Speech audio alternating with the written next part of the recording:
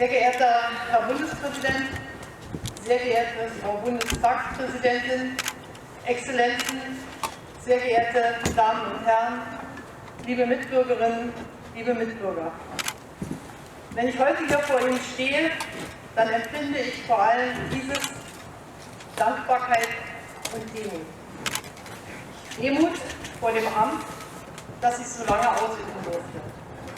Dankbarkeit für das Vertrauen, das ich erfahren durfte. Vertrauen, dessen war ich mir immer bewusst, ist das wichtigste Kapital in der Politik. Es ist alles andere als selbstverständlich und dafür danke ich von ganzem Herzen.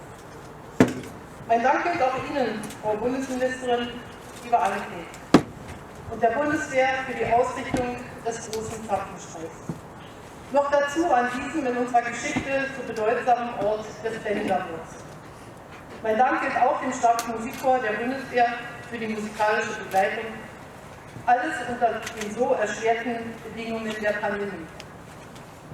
Besonders möchte ich deshalb zu Beginn auch an die denken, die sich zeitgleich all ihrer Kraft der vierten Welle der Pandemie entgegenstellen.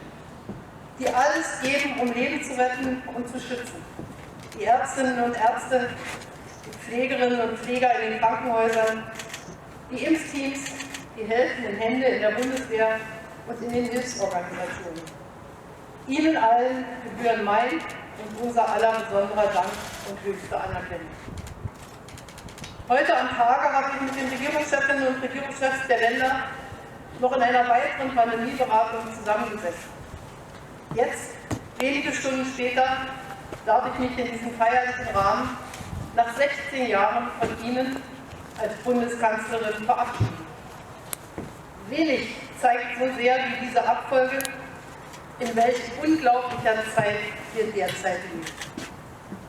Die 16 Jahre als Bundeskanzlerin waren ereignisreiche und oft sehr herausfordernde Jahre. Sie haben mich politisch und menschlich gefordert. Und zugleich haben sie mich immer auch erfüllt. Ganz besonders die vergangenen 2 Jahre der Pandemie haben wie in einem Brennglas gezeigt, von welch großer Bedeutung das Vertrauen in Politik, Wissenschaft und den gesellschaftlichen Diskurs ist, aber auch, wie fragil das sein kann. Unsere Demokratie lebt von der Fähigkeit zur kritischen Auseinandersetzung und zur Selbstkorrektur. Sie lebt vom steten Ausgleich der Interessen und von dem Respekt voreinander. Sie lebt von Solidarität und Vertrauen, im Übrigen auch von dem Vertrauen in Fakten und davon, dass überall da, wo wissenschaftliche Erkenntnis geleugnet, Verschwörungstheorien und Hetze verbreitet werden, Widerspruch laut werden muss. Unsere Demokratie lebt auch davon, dass überall da, wo Hass und Gewalt als legitimes Mittel zur Durchsetzung eigener Interessen erachtet werden, unsere Toleranz als Demokratinnen und Demokraten ihre Grenze finden muss. Die vielfältigen Herausforderungen im Innern spiegeln sich auch im außenpolitischen Handeln wider, und zwar nicht erst seit der Pandemie. Denn schon die Finanz- und Wirtschaftskrise 2008 und die vielen Zuflucht suchenden Menschen 2015 haben deutlich gemacht, wie sehr wir auf die Zusammenarbeit über nationale Grenzen hinweg angewiesen sind. Wie unverzichtbar internationale Institutionen und multilaterale Instrumente sind, um die großen Herausforderungen unserer Zeit bewältigen zu können.